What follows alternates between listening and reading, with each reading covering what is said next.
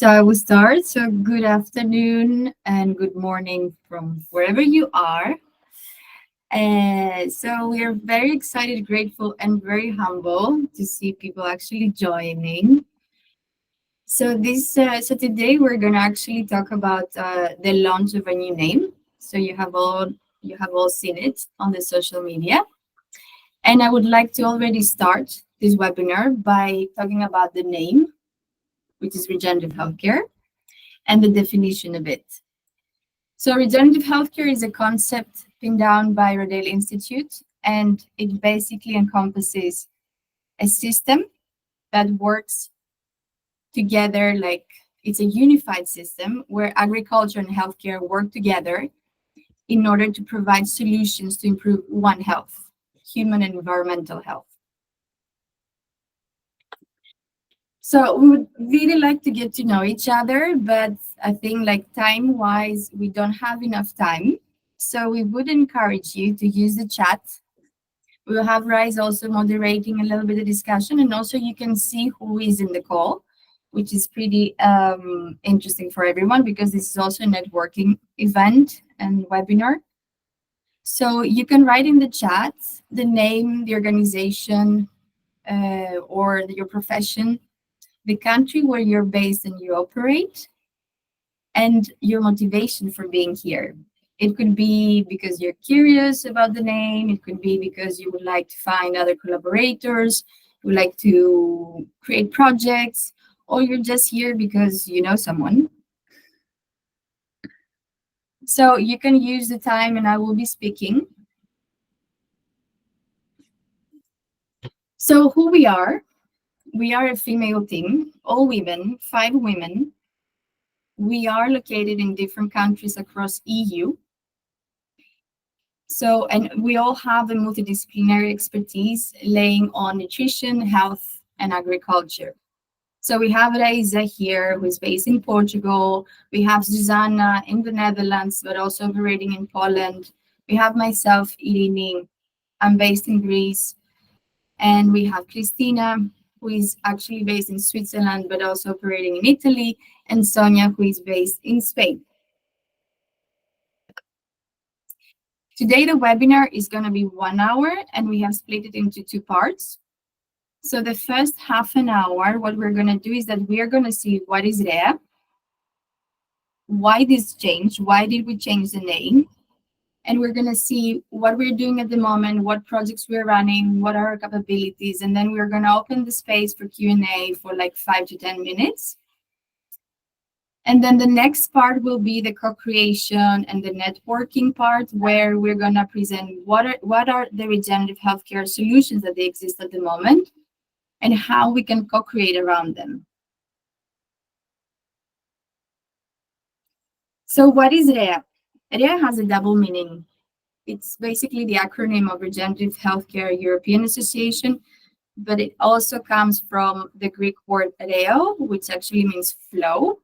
And it really actually aligns with our adaptability as a team, I would say. We are a nonprofit organization. We became a nonprofit actually in August 2023. We are registered in Portugal, and our aim is to actually bring the regenerative healthcare transition in Europe.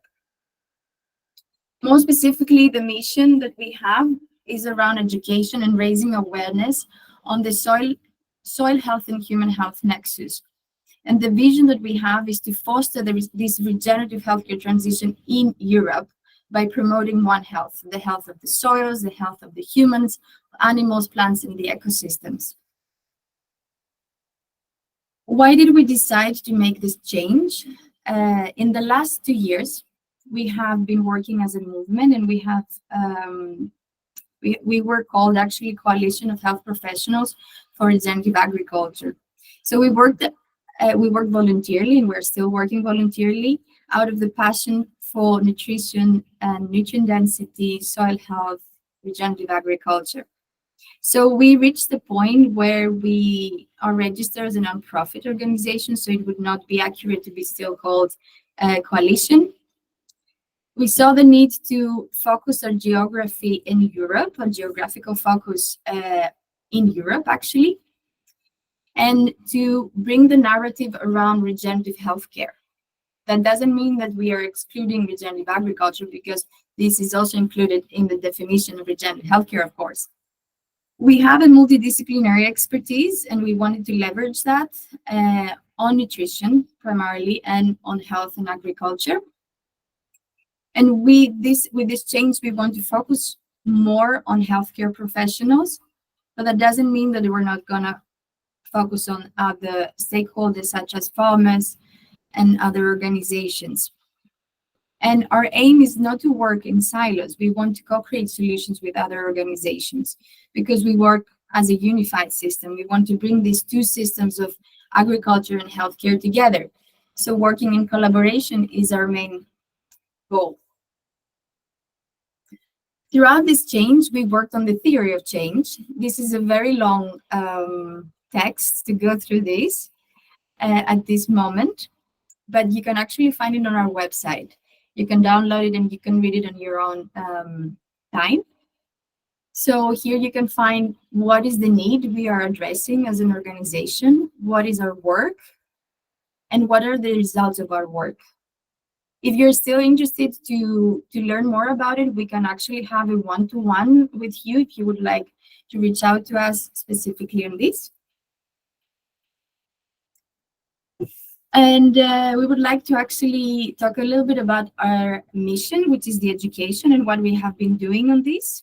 And at this point, I wanted to actually present you the educational material and the database we have created in the last 2 years by navigating our website. This is our new beautiful website. And you can actually go to the resources. And I'm going to start with the database. The database that we have is an ongoing updated platform that focuses on different topics around soil health and human health, regenerative agriculture, and brings materials such as papers, articles, reports, books, videos, and podcasts. So here we can actually see the different topics. You can navigate yourself by pressing on one of the topics, or you can just look at all the different posts here. So you can see the different materials. If it's an article, if it's a book, if it's a report, a video, you can see the broader theme. So I'm going to explain you a little bit by pressing one of these. This is a scientific paper on soil health and human health. You can find the abstract. You can read the abstract. If you're still interested, you can access the study by clicking on Access Study. This is actually how all the rest works in the database. It's pretty easy. And as I said, this is always being updated as we go. Then we have our material, our educational material. You have probably seen on our social media that we work with by translating complex concepts into an easy to understand material. We have an open source library in everything, and you can actually use this. So you can click on any of the topics that you would like, and you can download the PDF, read it on your own time, or use it for your presentations and for your work. Last but not least, you can actually find also the webinars that we have hosted in the last years with renowned experts in the field. So here you can click on the images. So for instance, with Dr. Power, you can actually find here the link in the YouTube, and you can watch again the webinar. If you're interested actually in hosting a webinar with us, you can contact us via email. And you can also access our YouTube channel, where you can find also the webinars, but the peer-to-peer sessions that we hosted last year within our team. Okay, that being said, I'm gonna go through now what we are able to do, what are our capabilities, and what are our services. So we work within the field of research, and we conduct meta-studies, and we can work also on field trials, on nutrient density. We work also on communications. You saw the material that we have developed. So this can be used also to for presentations, for using like basically using it as an educational material. We can create awareness campaigns for your organization, and we can also host and facilitate workshops around the topics of regenerative healthcare, soil health, and human health nexus. We also have one of our capabilities and services is the educational part, which is also linked to our mission. So as we saw, we have the open source library on database, the educational material, and the webinars, and we are able to also design courses for healthcare professionals that they have a holistic approach on healthcare and on agriculture. Last but not least, we think that it is we believe that it's very important to create local impact and local action. And how we do that is by consulting and supporting healthcare professionals or organizations or institutions on several projects that they might have on the ground. And you're going to see later on what we're doing specifically on this. So now I'm going to pass the word to Sonia to continue on more in depth about everything that I talked to you about. Thank you, Reni. So yes, as Reni was discussing our services, we felt it's important to share a bit of what we've done so far. And to start with, we've created quite a large network in Europe, but also we have partners or people that we've worked with in America, and in order to communicate the importance of this connection between soil and human health.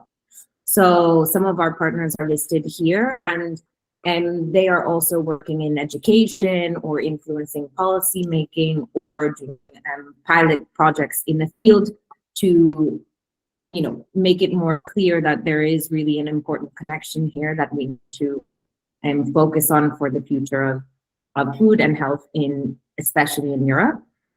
And we've also already done a number of educational initiatives. So there's been more than 10 trainings in over 5 countries, and maybe some of you know us because of a One Health manifesto that we published last year, which has been signed by a number of actors in a lot of different sectors, which really shows as well that, you know, this issue that we're working on has a lot of cross-sectoral support. And one member created a teaching kitchen curriculum, and this is something that can be applied to different organizations and schools.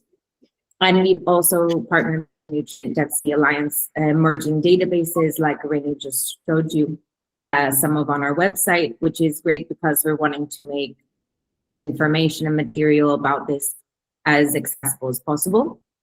And we have a growing reach. I actually had to update this number this morning because since yesterday it grew. So we have quite a number of followers on LinkedIn, as well as visitors to our website, specifically focused in Europe, but also in the United States, as this regenerative healthcare and agriculture movement is growing there as well. And it's worth noting that we do have, or we've traditionally been geared towards a bit of a niche, which is towards health professionals who we think can really benefit from getting a holistic understanding of how agriculture and soil health also affect human health. I want to go to the next slide. So we have currently some projects we're working on this year. The first is Argo Innova, which is a pilot project to measure difference in nutrient density of crops grown conventionally versus regenerative and organic agriculture. And this is something that we're really excited to see the results of, which will further validate our mission. And we are also writing a book on food as medicine and linking soil health again and nutrient densities in crops to human health. And we are working on a white paper for mapping nutrient density in the EU, which again is going to be a wonderful educational material as we compile the current research, and will also help us with future projects to understand where there is gaps in knowledge that hopefully we can fill in to get people, more people to support our mission for regenerative healthcare transition. And those projects we are already working on are in the pipeline, but we also have a number of proposals that we've submitted that we're waiting to hear back on. We have 3 proposals to Erasmus Plus, which is an initiative for education. One is with a Regenerative Agriculture Association in Italy called Regenera, which is a course and curriculum we created on regenerative healthcare, including food as medicine, information about regenerative agriculture, and interactive component for participants. We have another Erasmus proposal related to nutrient density and regenerative transition with SFDO, the Sustainable Food Destination Organization. So that includes a bit of gastronomic or ecotourism. And another proposal for school materials that is to further education on the nexus between soil and human health. And we also submitted a Horizon Living Lab proposal, which would allow us to continue research further into nutrient density and soil health with regenerative crops. And that's a number of partners from a number of different sectors, from tech to farmers to people in decision making. So stay tuned to see how those go. And we have these proposals in the pipeline. We're really looking to continue to collaborate with other organizations who are like-minded, who share a mission, through applying for EU funding together, whether that be Erasmus programs for more educational initiatives or Horizon Europe calls, which will be coming out later this year, as well as collaborating with existing projects that other interested parties have, that don't have to necessarily be Horizon Europe projects. And because, we feel that there is so much work to do in this space, and we need to collaborate in order to make a difference. So we hope that we will hear from later on about interest in this.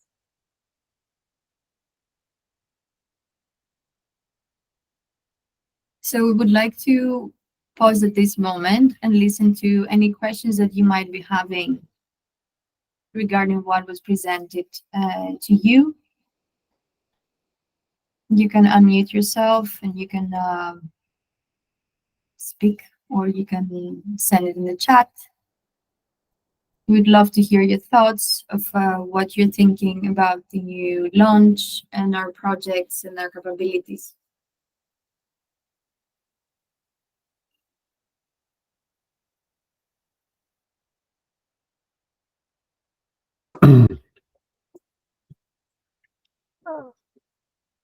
Hi, can I just chip in? I haven't really got any questions, but I just want to say brilliant, well done. It's so nice to see this emerging out of the regenerative space. There's a lot to go at. I feel like I've been working in this space for many years. I explore what nutrient density is. I'm coming from the angle of a deep ecologist. And as my journey continues, it gets deeper and deeper as to what nutrient density is, and I'm questioning very much about whether our current science is good enough to capture what nutrient density is. And I do have some ideas for evolving projects, which, if you're up for collaboration, that's great to hear, because one of the projects I'm wanting to develop going forward is actually taste testing.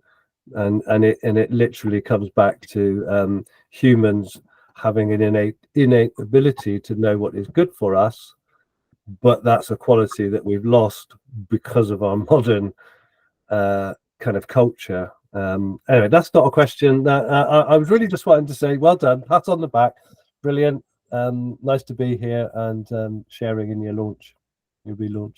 Thank you. Thank you, Matt. We are going to have also some time to actually share our project, so this is very interesting to hear. And indeed, like, the nutrient density space is still like to be explored. and would love to hear like more about it. And we need more evidence as we go, for sure. We're here for that. Anyone else who has maybe a question? Was everything clear? Any question on the services projects? Otherwise, we can also actually. Sorry, can you hear me? Yeah. Sometimes the headphones have trouble. Lucy here from the Nest. Hi. Amazing job, the rebrand, super exciting, and yeah, love the website and the whole new brand image and feel. It's great. I guess question about the research angle that you're pulling together, and I know we've like gotten into a little bit of this in our own calls, that may be helpful for the group discussion and for my own understanding, but what specifically within the research, when you talk about kind of strengthening that link between soil health and human health and the nexus between the two, are you looking to uncover, or like what is the kind of priority of uncovering there? Like what are the first parts of that link that you want people to understand? Is it like just really what's happening within the soil and how that ties to the nutritional composition of foods as like the first priority, and then the impact on human health comes next? But how are you thinking of like, yeah, what is the prioritization there in terms of like what still needs to be uncovered and strengthened in our own understanding of like nutrient density research and studies? Should I go, girls? I can also go if you want.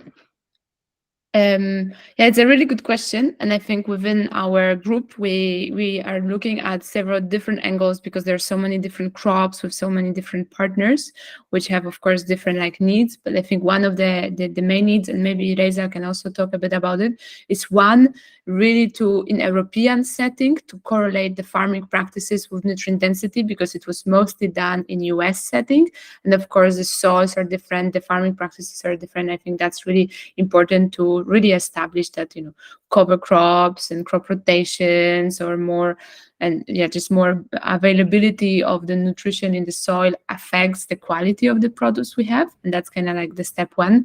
And then the step two will be correlate that this more availability of nutrition indeed leads to better human health for the humans. And then it's on several layers of one, of course, it's prevention, to prevent chronic diseases, but other one, it's also looking at people that are already sick and looking how can we leverage those within medical recovery. And then that has several subcategories of going deeper into like hormonal sector, like hormone systems, and more looking at the different diseases from this, but also at the general chronic diseases and the hidden hunger, so-called, and malnutrition. So I think step one is correlating this. Step two is utilizing it in action. But maybe, ladies, you can also add extras from you.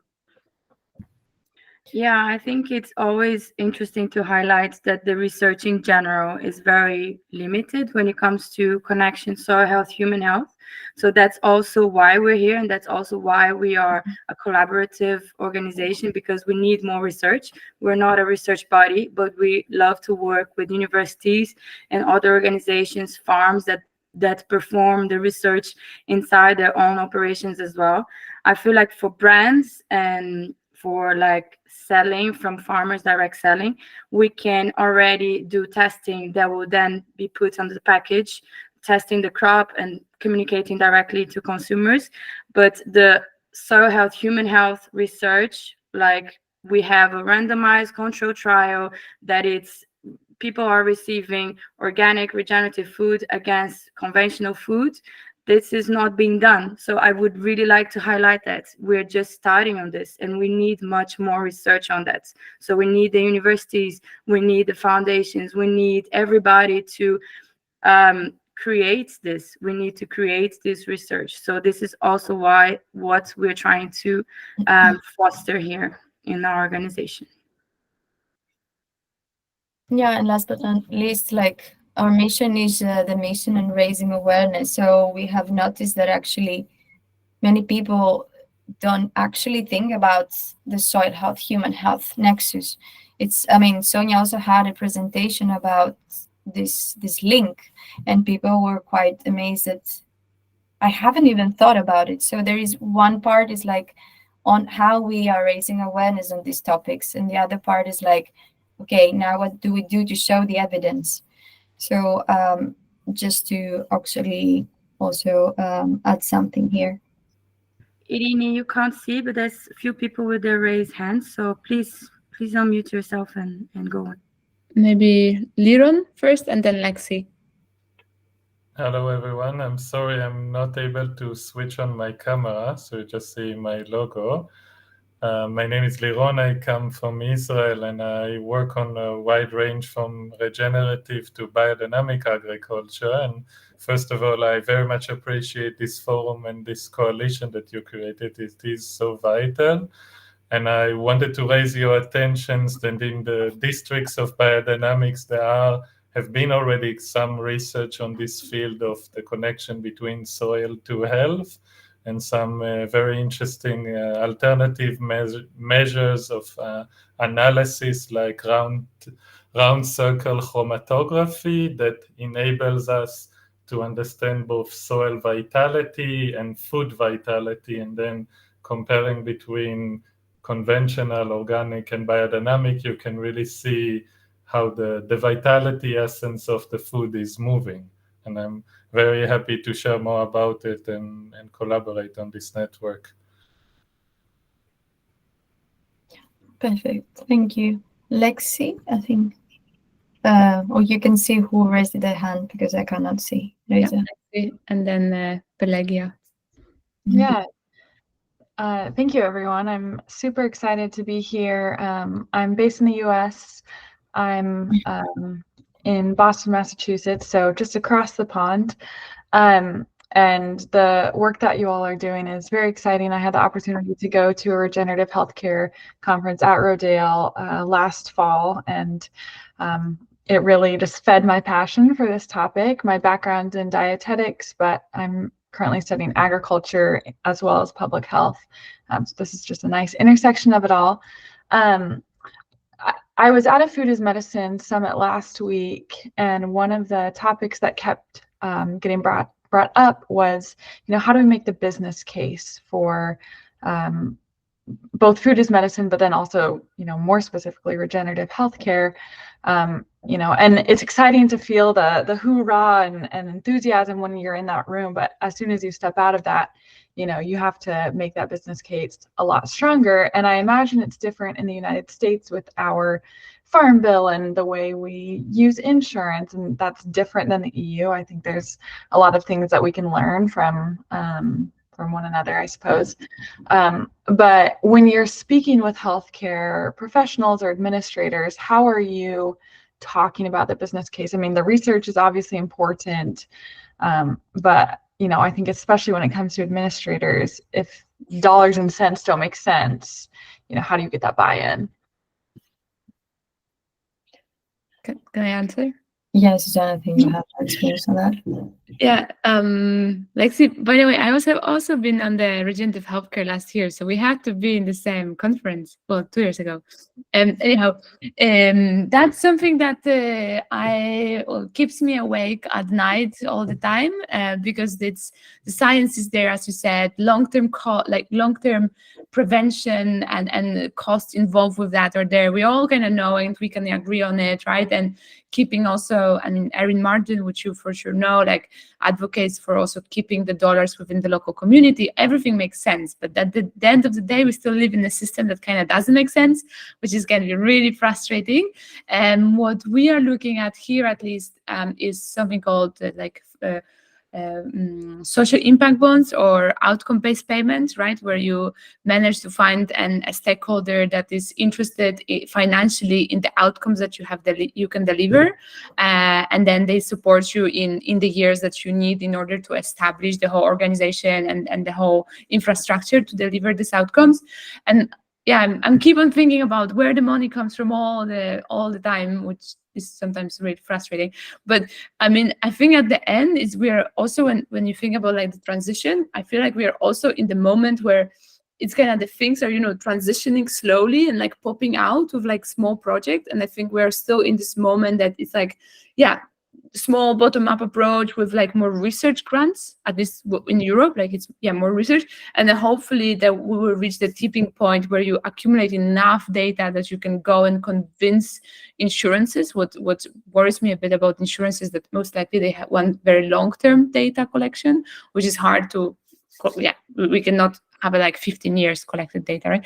But I think at this point we are just a lot of small research that hopefully will accumulate to so much that will be able to convince some of the payers. But we're super happy to like have another call with you and dive deeper into it, because it's something so important in this transition where the money comes from. I would also add one short thing to that, which was actually today I saw something shared by someone from our parties, Climate Farmers, and they were talking about the hidden cost. There is actually an EU project, and it now has this clock, and it's every day increasing to see what is really the cost of our conventional agricultural systems and how this is affecting, everything, including healthcare, etc. So I think it underlies why the initiatives that we have here for education and for bringing more awareness and also trying to pilot these systems, it's so important, because the more evidence we have, we know that our current systems are costing a lot. We actually know that if we could support transition to these new systems, at the end of the day, it costs less, because now we are spending all the money, on medicine for people who are already really sick, and trying to, having land that we can't use because the practice is completely stripped it of its potential. So in the end of the day, we know that I think these systems that we're supporting and wanting to educate about are really systems that ultimately would be more cost effective. But now we are still lacking, the big power players on our side. And so we need to continue to collect research on this and, educate more people to understanding, and hopefully that systemically, governments, etc., start supporting this change and these new models more.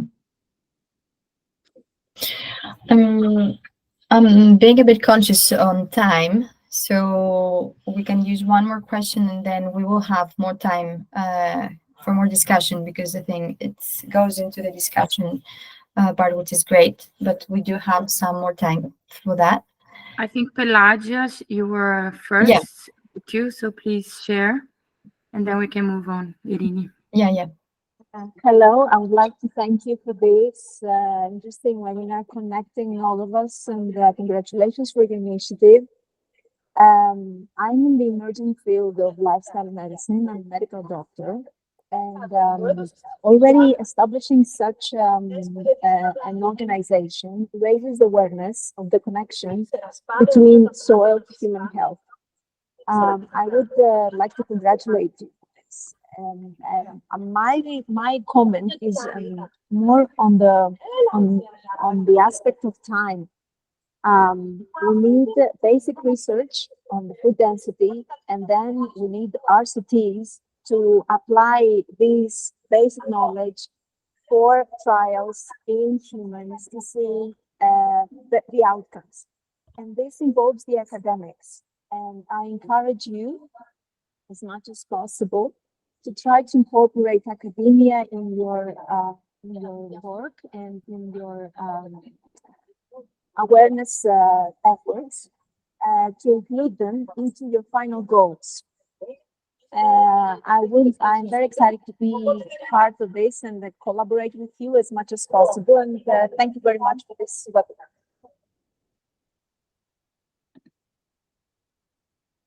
Irini, you're muted.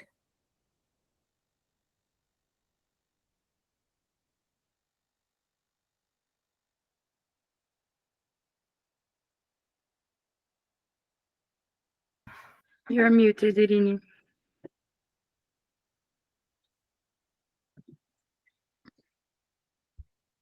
But I can take it over from now.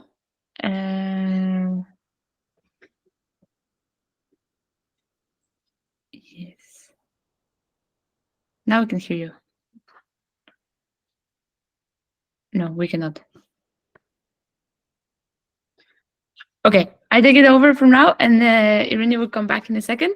So now is the second part of the of our webinar, which is more co-creative moment. We wanted to present you a few of very tangible models that are out there, already existing, already working, already connecting and implementing regenerative healthcare, just as an inspiration, and then also just as a starter for presenting few of the work that you are also probably are part of.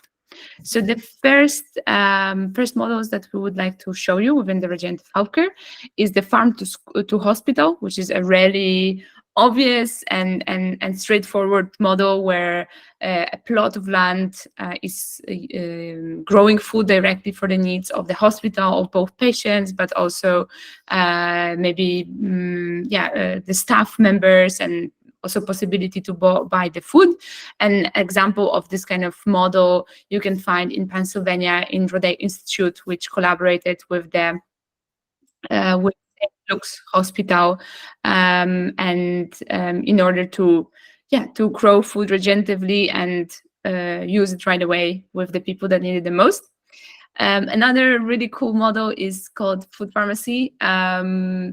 It's a model which focuses on removing the barriers of accessibility to nutritious food for patients which are food insecure, for patients that have, especially in US, living in the food deserts, difficulty to access fresh organic produce. One example of food pharmacy we can find in Oklahoma by FreshRx, Erin Martin, that over 4 years now, she managed to source food directly from over 8 farmers, regenerative farmers in her state, which is really bringing a very stable and decent income for the farmers, while helping directly patients with diabetes type 2 that are in the biggest need to get this fresh produce to make sure that the glucose level is stable. And based on the inspiration from US, my venture in Rotterdam, Harvest Care, is also working on food pharmacy, where, as Pelagia also suggested, we're trying to plug it into as much research as possible. So we are going to prototype it with a local hospital that is going to also collect the data before and after, what happens with the patients, and also environmental hospital, I wish that's the future, environmental university that is testing how the farming practices affect the nutritional quality of the produce. So we hope that this will help us as well to work on the finance model of outcome-based payments, where you have to provide and prove a lot that you're bringing the value to the table, and hopefully in this way you can also bring the dollar to the table.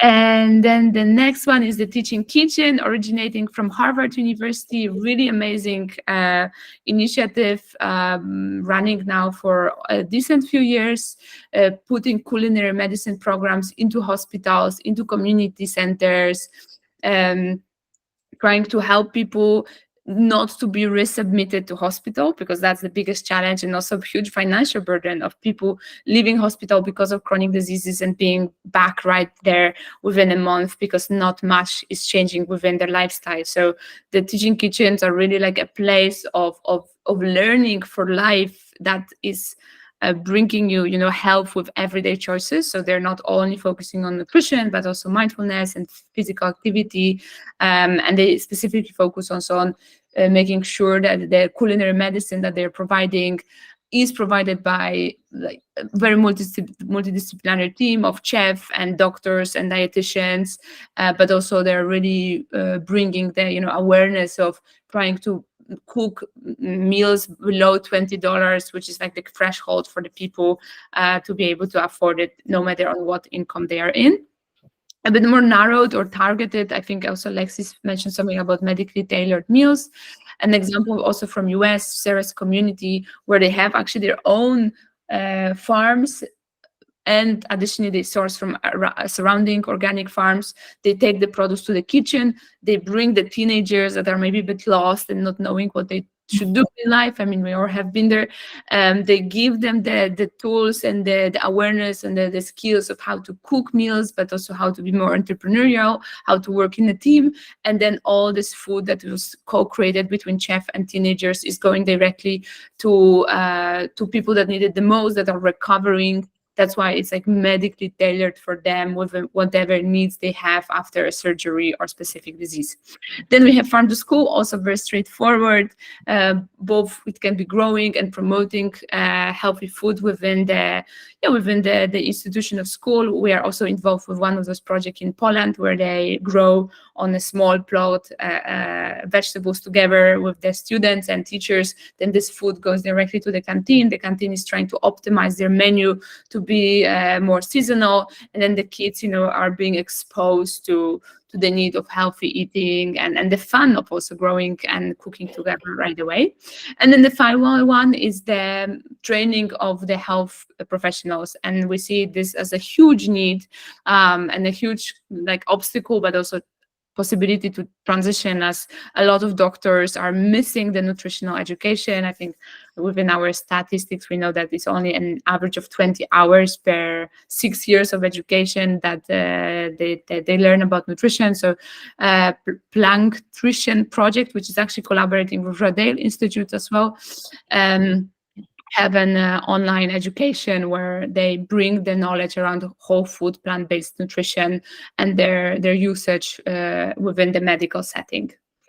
And finishing with that and coming to the final part of our presentation and our co-creation networking mode, we know that there's a lot of people working on very fantastic things within our today group. So we'd love to encourage you to send us an email within 2 next weeks. So you have some time where you tell us, which organization you're from, what is your profession, what's your role in this organization, which country you're in, and also a short description about your project. So you're working with kids in school, or you're maybe working with farmers or in the hospital.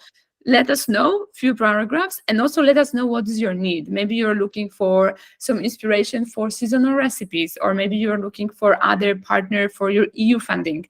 And then what we'll do is that once we get all this data, we are going to include it in our newsletter. So we are going to include all of your informations to people that sign up also on today's event, but on other events, so they can. Maybe we can match you with somebody. We will also try to match you according to countries. So if we have few people from Greece or Spain, we are already going to try to put you in contact. And maybe we will also put you on interactive map of all the organizations within the world that are working on a similar things, where we're trying to cross-pollinate. So we save this email. We will also send you this email, so don't worry. And you have 2 weeks, and then in the second half of May, we are going to start working and thinking, how can we help you with whatever you do, amazing things that you do. So now the very final 15 minutes, we would like to use also on a bit of sharing moment, a bit of inspiration moment. So you're more than welcome to take the stage and of course be mindful of time, but still share which models you're already working on, or maybe would you like to work in your region, and you can use this group to maybe later on follow up or give you a bit of feedback, or maybe some connecting some dots. So if anybody would like to share what they're working on, or they have plans, that's amazing time to do it now.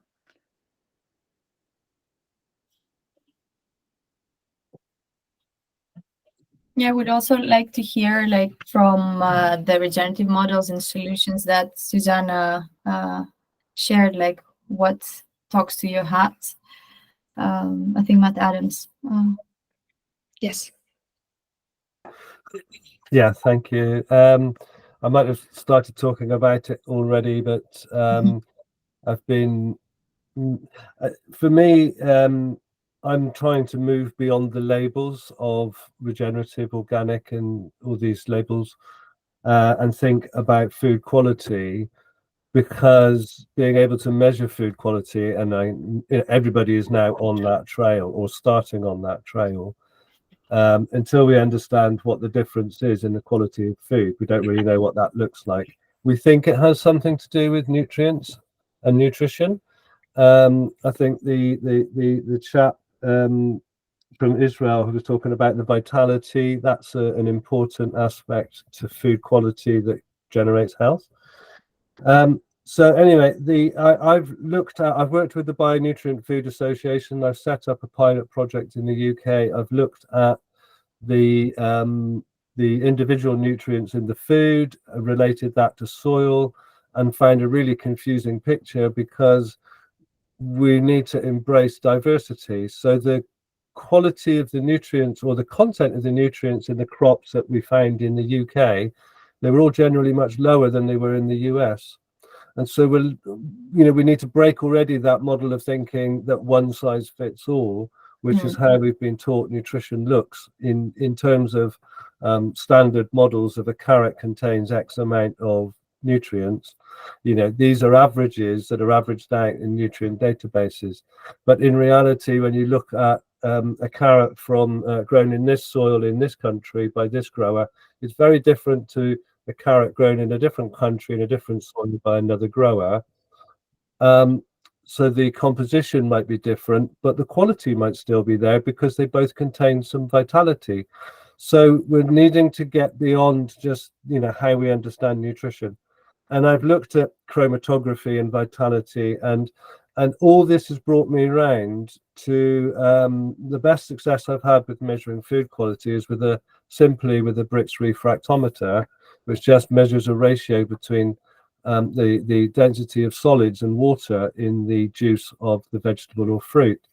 And I did a big project in India, in Andhra Pradesh, with the natural farming community, and showed that we could measure the difference between chemically grown food and naturally farmed food, and also that there was a relationship between taste.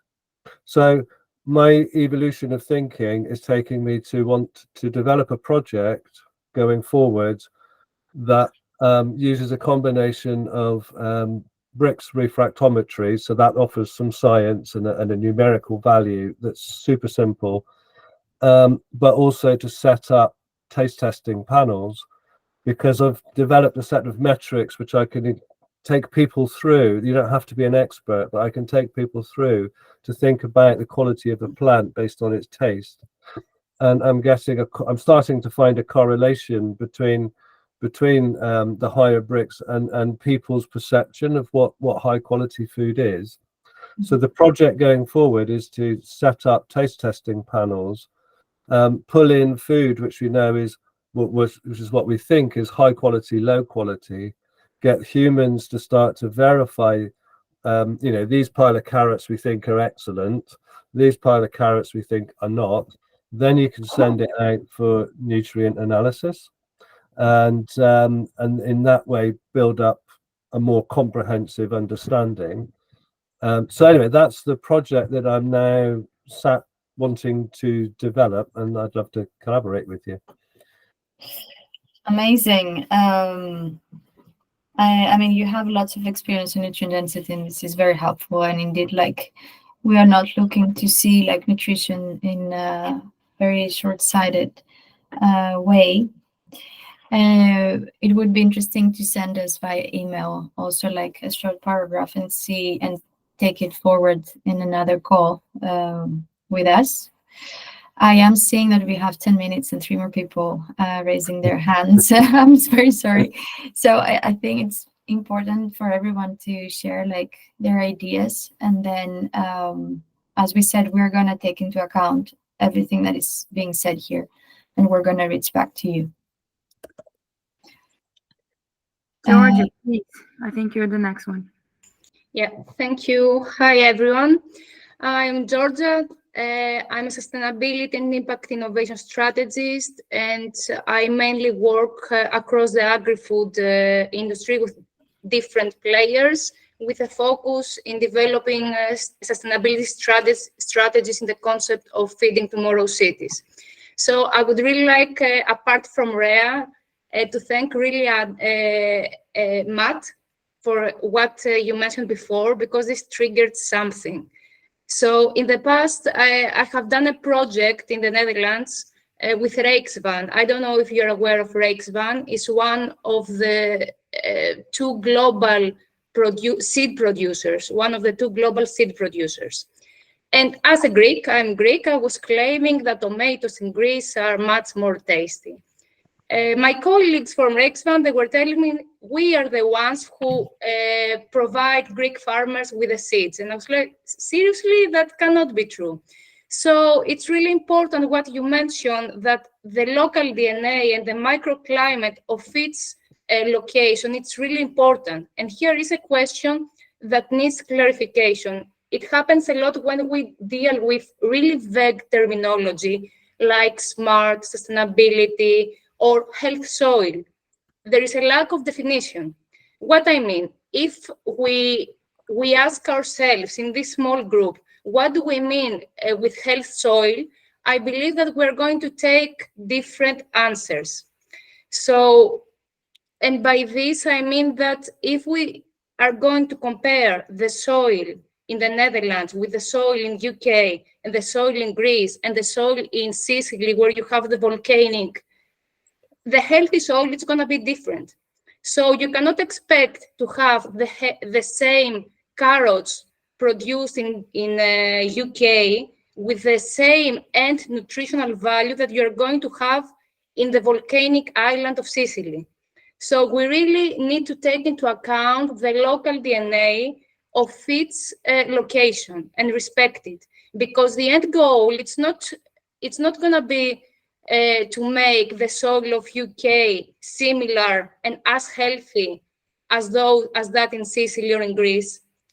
We need to identify the local characteristics of this soil and to make it healthy, the nutrients that it should have. This is my thoughts on what Matt taught before. And I would really love to elaborate more with you on this topic because it's really interesting. One more thing that I wanted to share, and one more thought from before, because Irene, you mentioned about raising awareness. I think it could be really interesting to make a map of the awareness level on different levels of stakeholders in this healthy soil multi-stakeholder ecosystem.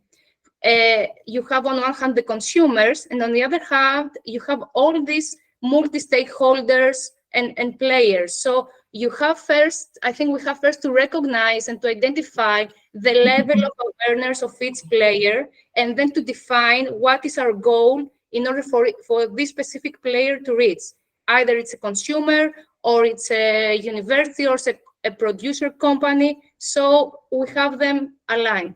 Some small food for thought, and I'm gonna give some space to other people to share. Thank you. Thank you, Georgina. Charles? I thought there was someone before me, but okay. First of all, congratulations. This is amazing, amazing work, ladies. Really nice what you're doing. I'm a massive fan. Let me put it that way. The thing that I'm really curious about, and I think you're doing a brilliant job with the educational part, but how are you harassing universities? And how are you making sure that, I mean, the researchers have their own agenda, the PhDs, they're stuck in their own funding agendas. The MSc students, they're more flexible. How are you, and the MSc students are the next generation PhD students and professors. So how are you harassing universities, and how are you making these next generation agriculture students and food science students, etc., enthusiastic about supporting you in every possible way? Should I go? You can go, and then I can also go. Okay. Hi, Charles. We don't like harassing people, first of all. We are actually focusing on developing. So our journey so far has been to develop this educational material and have it open source. So this can be like approachable by all. We are harassing in different ways academics, but it's not our main focus at the moment. We want to collaborate with them. So that being said, through the Horizon project that we applied for, we were trying to get close to academics. It's not as easy as you would think it is. And we are trying to focus on the healthcare professionals, and by actually running proposals and calls on educational campaigns and educational courses, we are trying to reach also like this academics, I would say. So with one of the projects we run with Erasmus Plus, the proposal, we are developing an online course that we want to pilot and then go probably to universities and pilot it there. It is a very tricky stakeholder to reach, but yeah, thank you for raising that. But it goes to, just to not to like leave it so, like, it also can be quite nice and rewarding. I mean, right now we are also having, you know, last week we ran an open event for food pharmacy, and when I saw like dietitian doctors talking to plant PhDs and both of them being so interested in each other, I think also there is just like there's a certain percentage of people that are really change makers within the, yeah, as Shayna right now is talking about soil to get, this is what this is the PhD students that I'm talking about. She mentioned it in the comments. Like, there's a certain amount of people that are really interested in expanding their knowledge. And I think if you target this few percent, then from internally, they can really make a big difference. Yeah. So we are seeing quite some interest and traction. Sorry. And Liron as the final person of today. Thank you. I hope I'll be able to bring you to the ground. And 10th to 15th of June in Greece, I'm leading a workshop with 4 experts from soil regeneration to customer sensation. We're literally going to work on the ground with farmers to understand soil chromatography, to look at processing, to work with something that is called empathetic food tasting, which connects to Matt, what you said about the sensation of clients, and basically how do you better understand the different types of food along your body and your different organs. And I'll share with you the invitation for that. And I think that can be a really fascinating platform for a physical meeting. And it's on one hand a training when we offer information and skills on the different parts, but I mainly, when I set up this project, look at the interdisciplinary discourse, because we'll have the empathetic food tasting, there will be me with the chromatography and the farmers, and we can literally look at the question of quality along all the different steps, as I said, from regeneration to sensation. So I would really be happy if you'll be interested to join there. I put the link to that. Where is it in Greece? To Athens. Okay, that's very nice. Please share with us. Yes, I just shared the invitation, and you can see all the different people that will be there. It's specifically on the title of olive, as we thought to focus on one crop, but the methodology there is relevant for all crops. We just wanted to do it on something very Mediterranean. Thank you. We do have one more question, I think, and if you are all fine, we can take that. I think there was one from Sylvia, if I'm correct or not. Yeah, sorry if I take more time. Thank you. It's so great to see this initiative. Yeah, you make my heart beat. I just wanted to ask you just about the definition of soil health for you.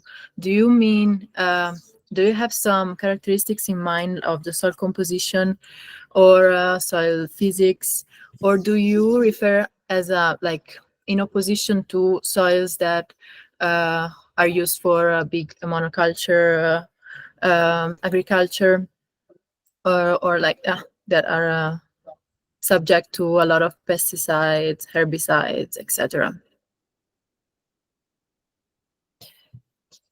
So you're asking about the definition of soil health.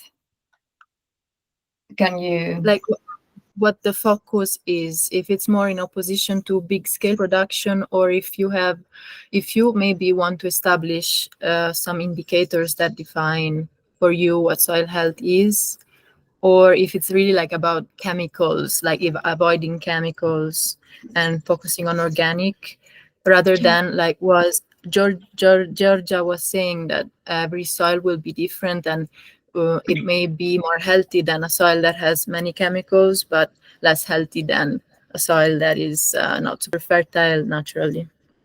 Yeah, if we're talking about projects on the ground, it's very useful to have clear KPIs developed from the start, and follow that.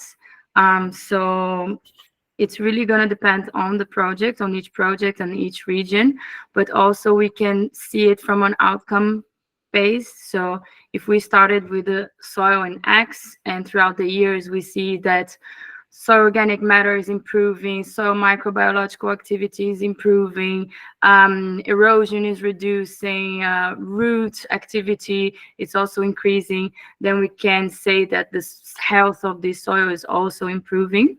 So I think that's it. Like in terms of definition, if there's a definition that we can say, it's more like, I think, so organic matter, microbiological activity, root inside of the soil as well, and then of course nutritionally analyzing the micronutrients that are there and if they are lacking, or and how can we improve that as well.